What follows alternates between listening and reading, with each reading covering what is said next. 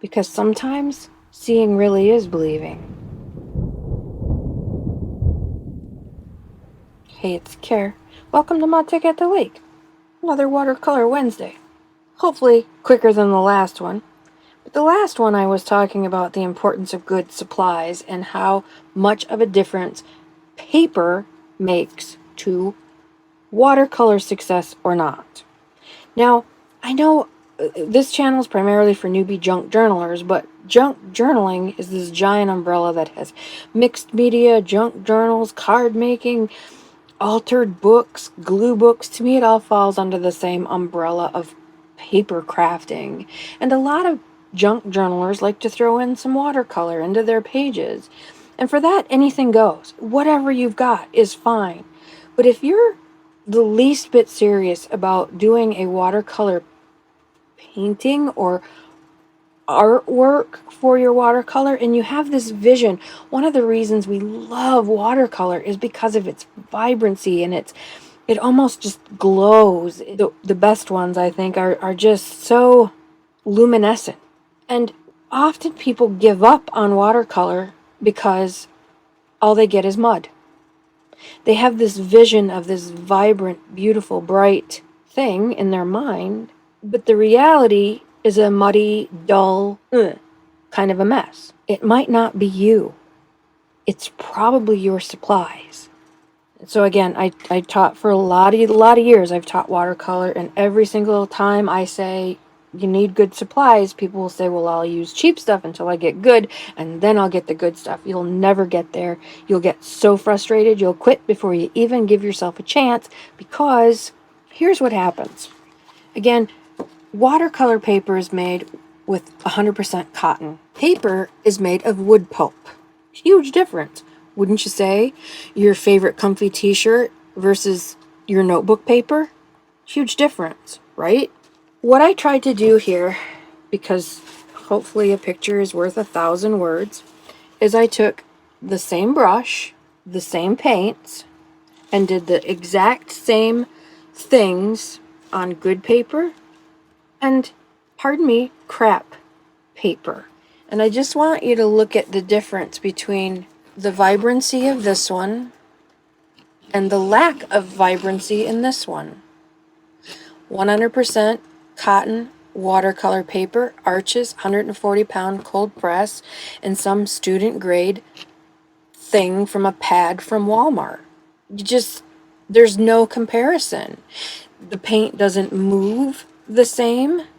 Look at here how this is blended and moves together. Now again, what I did was dip my brush in the water, put water down, brush in the paint, same paint, put a color down, same paint, put a color down. I tried to replicate it as exactly as I could, and the difference, I think, is startling. How much better the same paint, same brush, reacts to different paper. Same paint. It doesn't move as well. It doesn't bleed. The colors are nowhere near as vibrant. This is opera. This is one of the most vibrant colors there is. And look at how there's a lot of filler in this cheap paper. There's no filler in this 100% cotton watercolor paper. So the paint gets muddy. Not because anything you're doing wrong. It's just the paper. And no matter how much you try to get your paint to react and to act like this on crappy paper, it's never going to happen. And you're going to get frustrated and give up.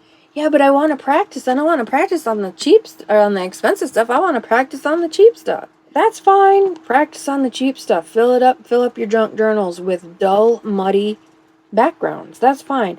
This kind of practice does sort of help you get to know like water to paint ratio and how your brushes are going to act. What does a flat brush do versus a round brush? But if you're looking for vibrant paint and your colors are getting muddy, I'll bet money I can't afford to lose it's your paper. Look at the difference here between these two. Get them both in. That yellow just stays vibrant. There's a little bit of vibrancy here, but when the two colors mix, like look here where the colors mix, they actually mix and make a third color, where here they just melt into nothing. Here, the cobalt and the violet remained the same. Here, the cobalt and the violet just melted together and muddied each other out and got muddy because of the paper. Each combination, it's the same story. Vibrant and lively. Look at all the yumminess that's going on here. This paint is moving and the colors are mixing together on the paper and making third and fourth colors versus muddying out to a neutral blob.